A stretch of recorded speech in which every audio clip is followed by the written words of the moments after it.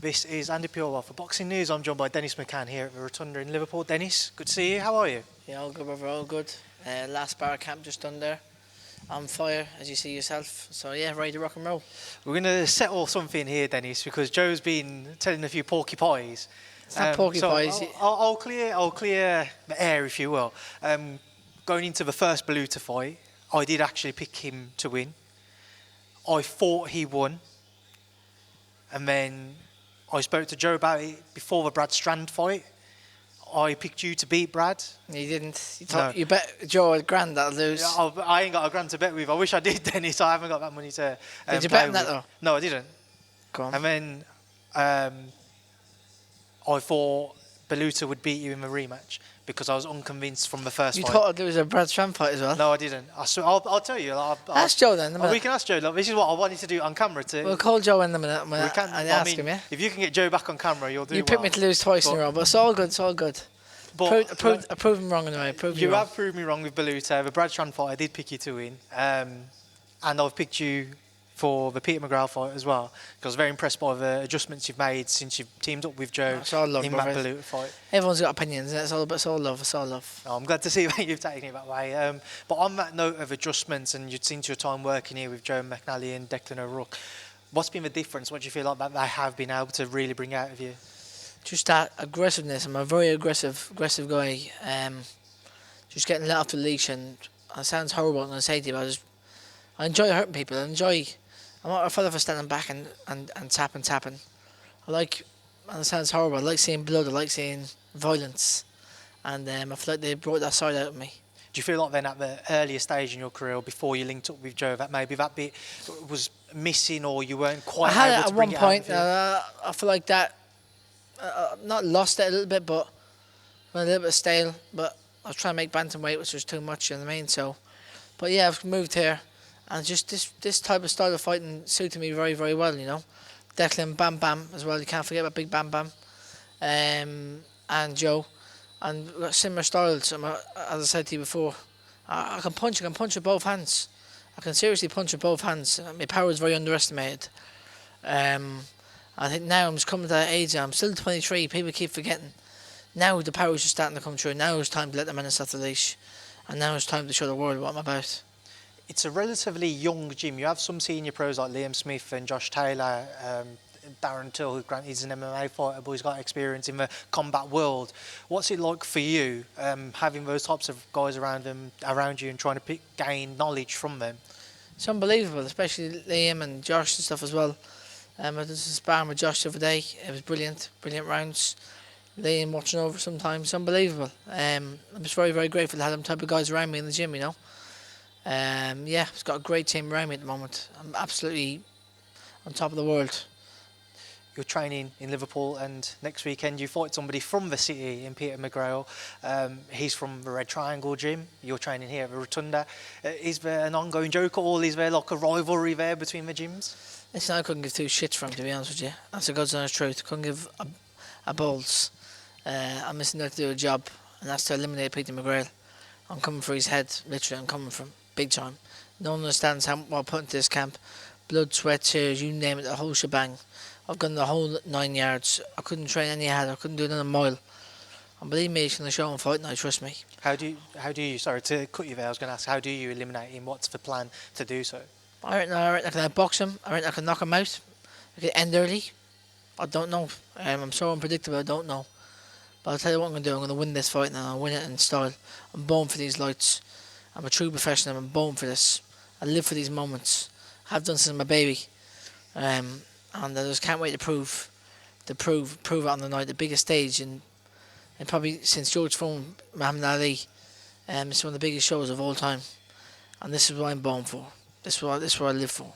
You both had great amateur careers. Who do you feel like has adjusted the better of the two of you into the pro? I will let you answer. Who do you reckon adjusted better to the pros? On the back of the most recent performances yourself? Well, I think more of a professional. I was a great amateur myself, but I turned pro instead of the Olympic route. One of the best amateurs come out of the UK myself. Most talked about people, but amateur boxing is amateur boxing. I'm a true professional. 12-round fighter, so I just can't wait, bro. I hate talking. I don't even want to talk about it anymore. I've had enough. People keep asking me. I've had enough. I just want to get in there now and do the job on them. I won't take too much more of your time because I know you're in that fight mode. But just with Peter McGrail, what did you make of his performance against Mark Leach, and then what did you make of his performance against Brad Foster? What can you really take from him? Do you know what I mean? They're feeding him false confidence. They're feeding him wounded animals. Wounded animals are feeding him. I've come off the 2 best wins in my whole career. 2 best wins in my whole career in 12-round fights. They're feeding him little carcasses. They're feeding me lions. And look how I come out on top. When you give them the false confidence, but it's good. Give him that false confidence, because when you get him with me, when you get him with a man like me, I'm telling you that now, watch. And his round 5's coming in here and he's blood all over his face. I love that blood. I love violence. That's my shit. That's me. I love it. When it gets nitty gritty, I love that shit. I love blood. That don't bother me at all. I actually like that. They feed them wounded animals to give them some false confidence, but I understand that. Good management from Anto Fitz, Eddie Hearn, great promoter. That's it, mate. What can I say? Bit of false confidence, but round 3, 4, 5, and he's feeling that there in the side of his head. He's cut the ribbons, his body, his head. And watch, it wouldn't surprise me if he quits in his stool or he gets knocked out. As I said earlier, Dennis, for adjustments and the improvements you showed him at second Baluta fight was standout. It was a brilliant performance. That's not what I'm going to show this time. It really ain't. I had double the amount of camp and everything. That's nothing. So how much more do you feel like we're yet to see that we haven't seen of Dennis McCann? 40 to 50%. That's the truth. More, or more that we've only seen so far? You've only seen 50, I reckon. I've got another 50 to give. I don't know why I said more when 40 and 50% is basically just double. Got more. A win for you next week in Saudi. We know they're doing a lot of events over there. They're trying to make these big fights. Is it on your mind to really make this type of statement performance? Just talking about blood, you're talking about him quitting on his stall. A victory like that will really catch the eye out in Saudi Arabia. Absolutely. I want to show the Saudis what the minister is about. I want to show the whole world what I'm about. I've been born for this moment all my life. I've been jumping on trains since I'm 10-year-old. I was travelling from Birmingham to London, 4 and 5 hour journeys. That backpack me back. I was always known to be a cold little kid with a backpack in his back who used to come in by my own self sometimes and come into shows and whoop ass, jump in the plane, went to Russia by myself, whooping ass. I was always known to be a little kid with the sweets, but I'm not the little kid no more with the sweets, trust me. I'm the man now. The sweets, Dennis, have they completely gone now? I don't see you talking about them as much. Yeah, can I eat them at the moment? Yeah, can I have a minute, but they'll be back after the fight. Don't worry about that. But I always used to come into them shows with a little pack of Haribo's in my pocket and that backpack in my back and fuck shit up and leave. And I'm gonna do the same again. Do you ever have to take a step back and just look at your journey to this point? Does it ever surprise you that you're currently at this point and how much further you could go? Absolutely, I'm just very grateful. But I gotta say, it's not that I never ever thought I'd do, and that sounds very arrogant or whatever. But it's something I've seen it all come already. I've visualised it. It's weird. It's the weirdest thing ever. Me and my dad did. We both visualised it. He told me since day one. I know what I'm gonna do. He's not ready. Trust me. He's not ready for me. I'm telling you that now. People's gonna be so shocked. I'm gonna say, and they're gonna stand up and start clapping their hands. I'm gonna say, "Wow." That's what people, after this fight, I'm gonna say, "Wow." I know it's one fight at a time, but if you are victorious, do you have maybe one eye on Shabaz Masoud after the victory against Liam Davies? Or? Potentially. But even I'll come for the bigger dogs, maybe. I'll come for the big dogs altogether. You know what I mean? It could be a potential fight to be made. Absolutely. He's doing good things. I'm doing good things. What did you make of his victory against Liam Davies? Because going into it, he was a big underdog. Yep. I didn't pick him to win, to be fair with you. I thought it'd be a close fight, but he got the game plan right and he executed it. So fair play to Shabaz Masoud. All respect. He doesn't talk much shit, and he's got respect for me. I got respect for him. So let's just get this fight away first, and let's talk after. You know what I mean? Just one more on potential fights. Is for you the Liam Davies fight done and dusted now because of that defeat that he suffered? You never know. Potentially, don't ever define a man for one loss. You know what I mean? I think you'll come back and I think you do good things again. Joe's just walked behind you. Joe, what are you trying to say? So I offered £1,000 on. He reckons. There's lies being told here, Joe.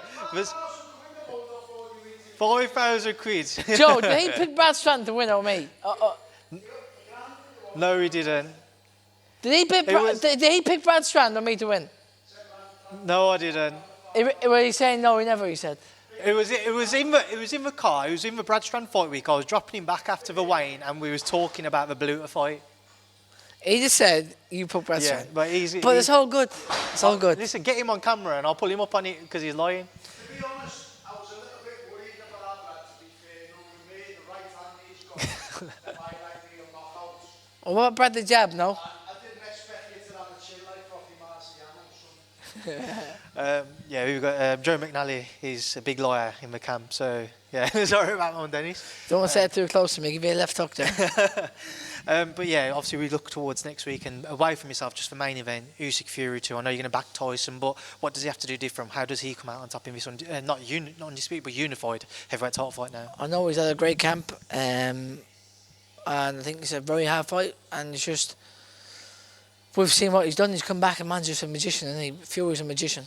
I've seen him come back. We've seen him come back and just with the rematches with vengeance. So I think he could win this fight, please God. It's a very hard fight, but he can win. He can do it. So I'm going to back him, you know what I mean? One thing I'm also interested to get your thoughts on is the likes of yourself, Hamza Shiraz, Daniel Dubois, Anthony Ard, when he was working with Frank, you were all signed with this expectation of, you didn't have these high profiles, but he believed in you when you picked you all up that you would all reach world level and further. What's it like when you see all of you coming through together now, all of you doing your own thing? Obviously, Daniel's world champion, Hamza Shiraz fighting for a world title next year in a big fight out in Saudi, Anthony Ard's fought for multiple world titles. Do you start to see what Frank saw in you all a Absolutely. bit more? He's a great. That's why he's the greatest promoter in the world, I believe. He really is. He backs his fighters. And when you see Daniel Dubois there, when he lost that fight to Joe Joyce, he come back and got him up and built him up again. And look what he's done for Daniel Dubois, do you know what I mean? Especially Hamza Shiraz as well. No one thought Hamza Shiraz would go as far as he did. I think he's the most improved fighter from the Frank Warren stable, from the Queensbury stable. Hamza Shiraz. I was out in LA with him, and he's the most disciplined fighter I've ever met. I had this trainer, and from a great family. His dad Cameron, his coach Ricky Funes. I think they're a great bunch of people. Dubois again. Don Charles, true gentleman, top class trainer, and not talked about enough. I think one of the best heavyweight trainers out there at the moment. I think. You got the likes of me, and yeah, I'm just very very grateful to have Frank Warren, and also my new manager now, Spencer Brown as well, for giving me the opportunity, and Turkey Al Sheikh. I'm very grateful to him, and thank God now this is my time. Well, Dennis, listen, I don't want to keep it for too much longer, so a final message. What should we see? What goes down in Saudi Arabia next Saturday night? Just tune in December 21st. And those who can say, get your popcorn ready and just don't blink. No Haribos for people? And yeah, I'll get the Halal Haribos for Turkey Al Sheikh. The Halal Haribos are coming for you, my friend. Dennis, I appreciate your time. Good luck next Saturday.